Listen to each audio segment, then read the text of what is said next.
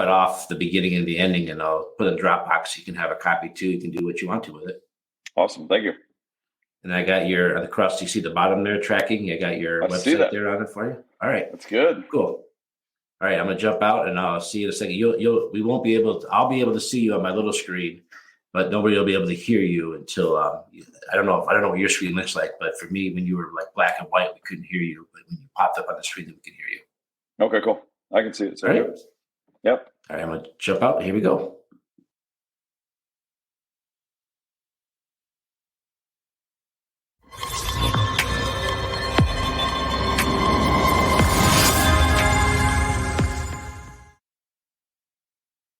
Good morning. I'm Dr. Brent Hulsebus, chiropractor here in Rockford, Illinois. Today's Ask the Chiropractor. We get asked a question a lot. Get asked a question about common injuries that people get when exercising. Now, I think when you exercise, your posture and the way you do it's very, very important. And that's something that you need to work with somebody one-on-one with aggressively. You find yourself a good coach to work with. But today I'm going to talk a little bit more about some common things that people don't do every day when it comes to exercising and stretching. And that's talking about how you warm up and how you cool down and maybe like a post-recovery, how to restock your supplies that you burn out when you exercise. Because when we like to exercise, we burn a lot of stuff. We burn off a lot of stuff and we have to replenish ourselves in order to get back to normal.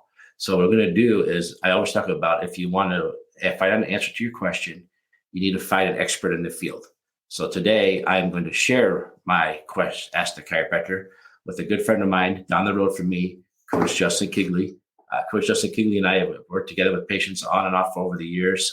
He's great. I have a copy of his book here, Be Great Today. It's a great book if you want to learn how to start. Where do I start day one making myself, improving my health? And the thing that I really appreciate working with Coach Kigley is he does great with all my patients, but the one area that I really find he does great with is all my student athletes. My daughters go to his place. They work with him and stuff like that. He's great with the kids. He's not just coaching your physical person. He's also working with what goes on with that muscle between your ears. He's really big on making sure that muscle between your ears works good. So we're going to jump over to him and we're going to ask him some of these questions too and kind of work together and come up with some answers. Let's go over there.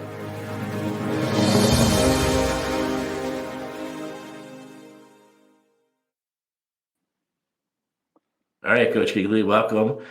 So we get asked the chiropractor a lot. And one of the questions I get asked a lot is about, they always want to know about the exercise and the form and stuff like that. And I think that's incredibly important as a chiropractor. I know you do too, but I want to actually go one step before that, one step before we grab a dumbbell or we start hitting an exercise piece of equipment and talk about a warm up. And a lot of my patients, I stress them heavily about, if you want to do one thing to make yourself healthier and better, go for a 30-minute walk. So could you kind of touch a little bit on like what kind of a warm up you would think a patient should do or a person should do who needs to start in a 30-minute walk first? Yeah, thanks for having me on, Dr. Brand. Appreciate it. And I think, look, getting, the exercise part is always intriguing, right? Like that's the most exciting part. But I 100% agree with you on going for a walk. That is the beginning place. So really in making sure that we're starting to move in our lower body, because obviously that's what's going to be, important. So I really like to just do some functional movement patterns, right? So like taking some time to get put your upper body against a wall and then to make sure you're working through to loosen up your calves, getting on, a slight step or something to work through, getting some calf raises up and down, which is a really simple thing, but it'll prevent you from having issues where you start to like push it and you feel pain or issue in the calf or in the ankle. Also, any body weight movement, and it could be stuff that you're supported on. It doesn't have to be about doing the perfect exercise, but some body weight squats, lateral squats, things like that will get you to start to prime the pump. So that way, as you're walking, your body is more engaged rather than just going like, hey, cold, I'm going to go out and I'm just going to let it rip. That may help, but ultimately we want to move well for life, not just move well for that 30 minutes. Exactly. So one of the things I like to talk to a lot of patients about for a good warm-up is maybe getting the foam roller. I believe you're probably a big fan of foam rollers too, Absolutely. Correct? Absolutely. So foam rolling. Yes, sir. Go for it. Tell us a little about foam rolling. Foam rolling is an outstanding piece that I do recommend for most people. right? Because what it allows us to do is it allows us to increase the length of our muscle tissue in a short, in that short time period, right? So what's great about it is if we increase that muscle tissue length, then ultimately we're going to have a better piece of muscle over the long term. So really working on making sure, foam rolling all the way up the legs. And we talked about like doing some stuff to get your calves and your lower body warmed up, but doing the same thing, warming up, rolling through your calves, through your quads, through your hamstrings on the backside of your leg, really making sure that you start to move through that. I always think we should foam roll our back in appropriate places, but we need to make sure we take care of our spine, obviously, as you know, but that's really to work through those things because it's going to help us to have better quality tissue for the long term. And with that foam roller idea, we're using that for all of our athletes, not just our walkers, right? Even our most aggressive athletes are going to do stuff like that. Absolutely. I think, look, a foam roller is a poor man's massage therapist, right? So if you could take a massage therapist with you everywhere and have them, go through muscle tissue issues or just a general warm up before a game, before a practice, we would 100% do that, right? But the foam roller allows us again to increase. If you think of people that have mobility issues are restricted, like it starts in that tissue not being able to stretch and move, right? And so it gets all bound up. And a foam roller is not a magic pill, but what it does is allows us in the short term to start getting greater increases in range of motion, allows our muscle to move better. So that way, in the long term, it becomes a better, more quality muscle tissue. So it prevents injury, and it is 100% something I recommend for everybody. Now, is there another product that you like a lot too for warm-ups, or did we kind of cover it?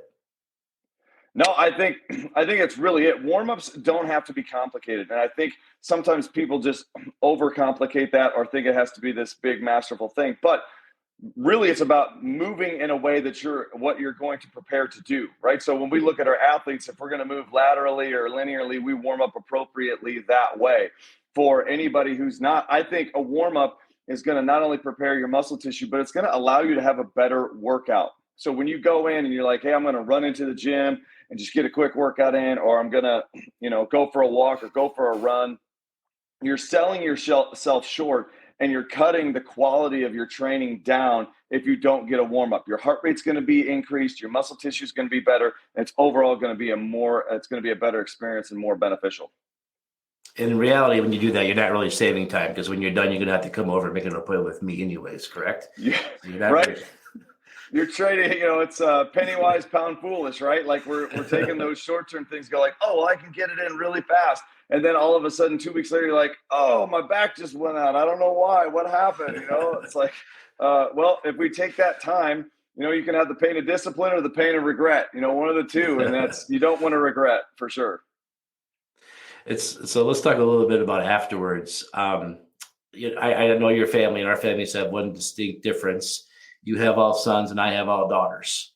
And the one thing I learned about, growing up is difference having daughters is a lot of times my girls will have a basketball game, have an hour and a half break, and have another basketball game. It seems to me like powers that be do not think girls need recovery time or don't need to do anything after a sporting event to get ready for the next one. So if you had a quick tip or advice for us what to do like after an event for like a cool down and a recovery activity, that would be awesome. Yeah, for sure. So a couple of things. I think our cool down looks a lot like our warm up. The caveat to that is as we start to cool down, number one, I want to bring the heart rate down because making sure that we get better movement through our range of motion with flexibility and stretching. That's really great. But we have to make sure we bring our heart rate down. Too many times we force a stretch by trying to work really hard at it if we're doing it rather than relaxing, right? Stretching is about the breath. So making sure that we bring our heart rate down, but you can still go through the same thing with the foam roller at the end of a workout. And then we want to make sure that we go through all of our stuff, especially in the lower extremity or whatever, if you work something in particular. But in looking specifically like through athletes or people that are moving in lower body work, we want to make sure that we are working all the way through the calf, all the way up the lower part of the body. Because here's the deal, like ankles get stiff, and that often causes problems at the knee, right? If our hips get stiff, that can cause problems in the back and the knee. So ultimately, if you don't take care of the things that are in between your joints, you're going to have joint problems. So we want to avoid that by taking care of what's going on in between each of those joint segments. Often here in the clinic, we say sometimes, unfortunately, you're all connected because you damage one thing, and next thing you know, you're having all kinds of issues. So that does happen. And then I'm Exactly. talking one more thing here, real quick, about like muscle cramps and soreness, like hours later, because maybe, like I said, we burn through stuff, we burn through some of our things in our body. And I'm always been a huge fan of doing recovery, like shakes and recovery stuff like that. Yeah. Do you have any tips for us, and what do you recommend? And maybe do you have something that we can look at? Yeah, I for want to do an sure. easy way.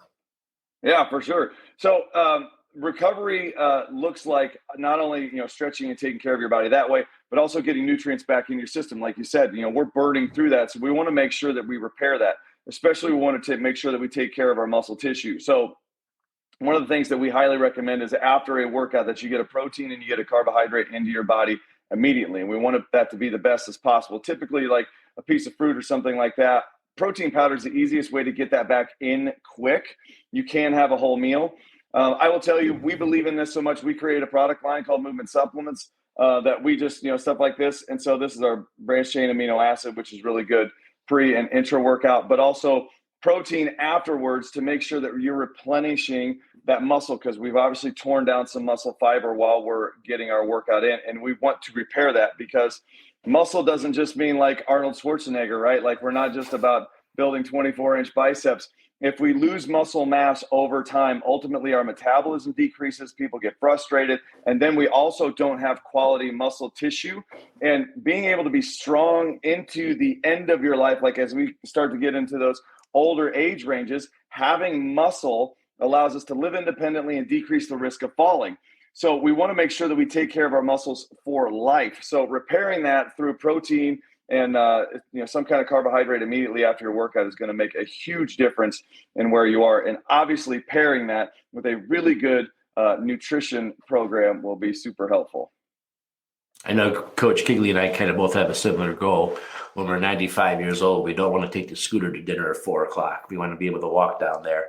And that's kind of the goal for behalf for everybody else we work with too. So, Coach Kigley, down the bottom here, I got your website going. What if I wanted to learn more from you? How can I find you? Instagram, anything like that? Can you give us some help? For sure. So you can find me at Coach Keg, K-E-G, Coach K-E-G on Instagram, also on Facebook as well. Those are the two main places that I post. We also have our Movement 815 that you can find on Instagram as well. So that's where we put out a ton of information to try to be a resource and enlighten our community and make an impact where we can. Well, thanks for everything you do. Thanks for coming on and joining us today. Is there anything else you wanted to add before we wrap this up here? No, that's it. I really appreciate our partnership, Dr. Brandt. It means a lot, and you love being able to come on and help people out. I think this is the stuff that matters, right? To make sure that we take care of our community, and it starts with just one person at a time. So thanks for what you do and allowing me to be a part of it. Always love having you here. And again, if you need to find Coach Kigley, you can reach out to me too. I, of course, have his information and be more than happy to share it. He's just down the road from our office. So thanks again for another episode of Ask the Chiropractor. Remember, if you have a question about health like today or about chiropractic specifically, don't ask your family doctor, ask a chiropractor. You wouldn't ask a doctor about your teeth, you'd ask your dentist. So if something comes up, you want to know an answer about chiropractic, leave a message below, go to our website, rockforddc.com, or give us a call. And maybe next time we'll be talking about your question. Other than that, everybody have fun. Coach Higley, I'll let you say your line. Thanks. Let's go be great today. All right. Thanks, everybody.